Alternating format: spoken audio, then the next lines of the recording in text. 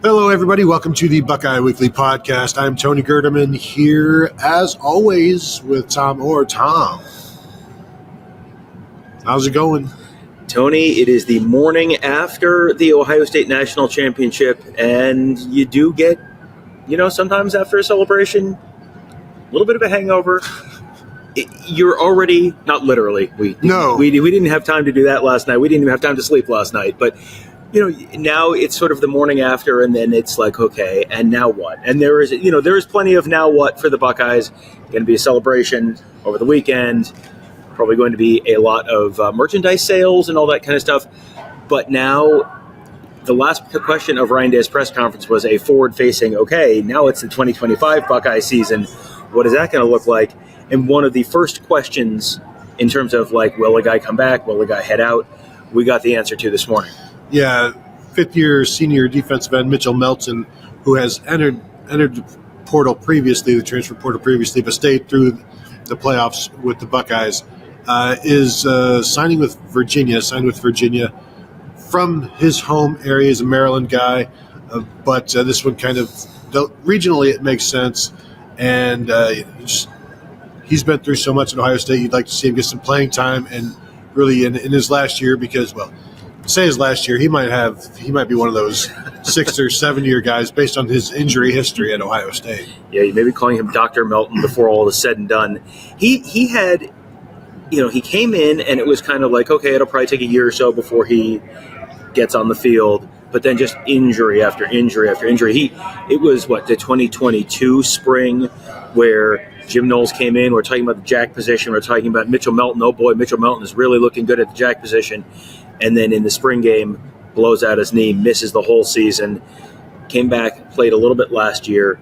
And, he has, you look at his total stats at Ohio State and it's like, this guy was never close to being a contributor, but he was. Yeah. He was on the field. He was just used very situationally.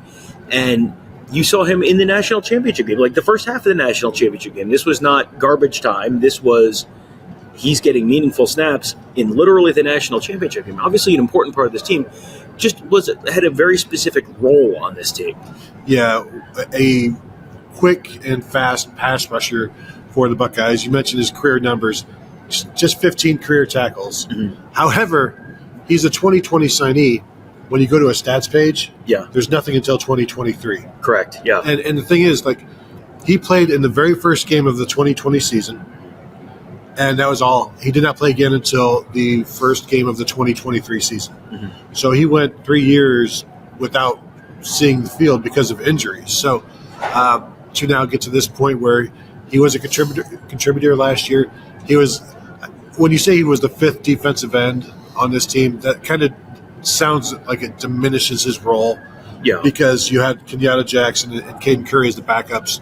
But as you said, Mitchell Melton had a role on this team and would have had a larger role if they had gone with the jack, if they felt like they needed that, because that's where things were looking good for him. But when he was out there, you'd see him flashing and making just chaos kind of happen. And so this is a guy that they're going to have to replace. Kind of when he entered the portal or put his name into the portal, it was kind of a surprise because you look at what's coming back next year and it felt like there would be opportunity to play. But after playing as maybe limited as he has these last 2 years, he's probably ready for, I would like 45 snaps a game. Right, and I don't know that that's going to be there because you got Kenyatta Jackson coming back, you got Caden Curry coming back. You figure that those guys are the JT Tuimoloau and Jack Sawyer of the 2025 Buckeyes. You brought a ton of young guys in.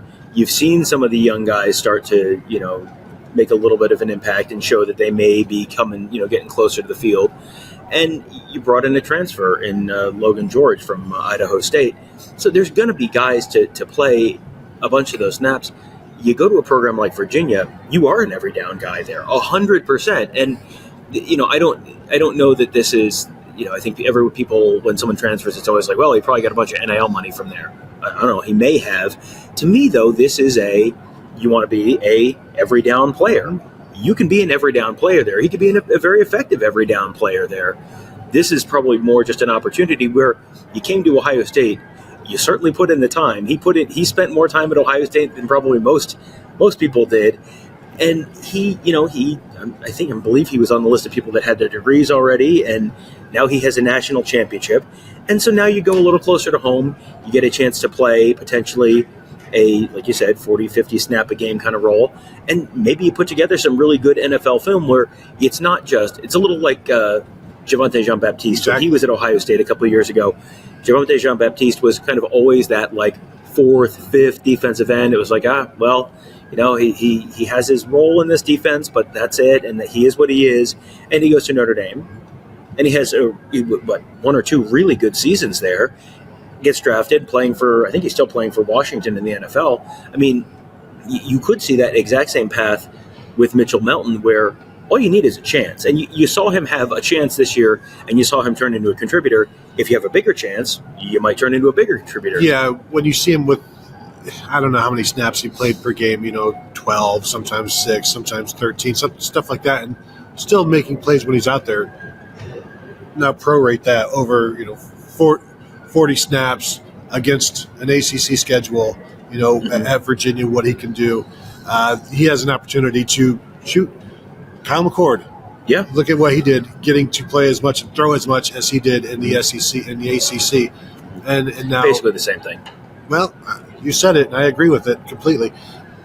But that opportunity to, he's probably hoping his last year in college, make one last mark and improve your draft stock and show everybody what you can do. But also, I just like to play. Yeah, you want to play. And what else is there to do at Ohio State? You checked all your goals.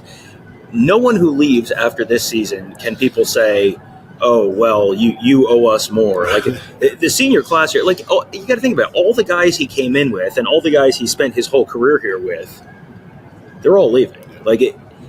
It would be, there are very few guys who I think would choose to stay and be the one old head, as Larry Johnson always likes to say, the old head in the room with a bunch of younger guys. And Caden Curry and Kenyatta Jackson, they were 2020. Well, let's see, Caden Curry is going into his fourth year? They both are. They both are. Okay. So yeah. Kenyatta Jackson redshirted as a freshman. So yeah. So you get guys who are a couple of years younger than him, but who are ahead of him on the depth chart right now. So you don't have that clear path to the playing field. So yeah, this is one that makes a lot of sense, but it's also one that, like I said, Ohio State fans should look at this, and the reaction should be good for him. Mm-hmm. Thank you for your time in Columbus. Congratulations on the championship. Full stop. Yeah, and you talk to players who maybe don't play as many snaps as they'd like. They're still giving the looks in practice. Mm-hmm. Mitchell Melton giving looks to the first-team offensive line when they're going ones versus twos, and that's a legit look that he gives them. So he's definitely put in his time, put in his contribution, and now, I foresee him having some success in Virginia. And I think he's a guy that Ohio State fans will continue to watch, because everybody on this team should have a special place in your heart, and you want to wish him well and watch them down the road. So that will do it for the Mitchell Melton breaking news. If you want to hit the thumbs up on this YouTube, if you're watching, please do so. Hit the bell to be notified. Just subscribe to the channel if you have not yet done so. And of course, you can continue to find us at BuckeyeHuddle.com. Just $4.99 for your first month. And Ohio State just won a national championship. So there's going to be plenty to talk about. Plenty of, now things really start happening, which is, it's going to be a ton to follow. A ton to talk about there, and so we welcome you over there. So that will do it for today. Thank you all for tuning in, and we will talk to you guys later.